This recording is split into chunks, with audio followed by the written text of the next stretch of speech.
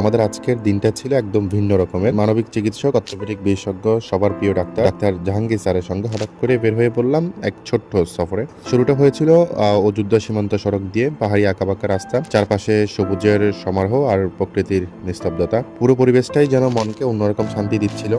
যাই হোক, যাত্রার পথে গল্প, হাসি আর আনন্দ কিছু মুহূর্ত যেন সফরটাকে আরো প্রাণবন্ত করে তুলেছিল। তারপর আমরা পৌঁছে গেলাম রামগড়। সেখান থেকে ঘুরে দেখা হলো রামগড় স্থল বন্দর। এরপর সফরের আরো একটি প্রশান্তিময় অংশ চা বাগান। যেদিকে চোখ যায় শুধু সবুজ আর সবুজ। বাতাসে ছিল এক ধরনের নির্মূল শান্তি। মনে হচ্ছিল শহরের সব ক্লান্তি যেন কয়েক মুহূর্তে দূর হয়ে গেছে। কিছু সময় প্রকৃতির সঙ্গে কাটিয়ে আমরা আবার রওনা দিলাম। পরে গুদুলি রেস্টুরেন্টে জাহাঙ্গীর স্যারের সৌজন্যে ছিল দারুণ আপ্যায়ন আর মজাদার খানাপিনা। রাত হাসাহাসি আর আন্তরিকতার সময়টা হয়ে উঠেছিল আরো স্মরণীয়।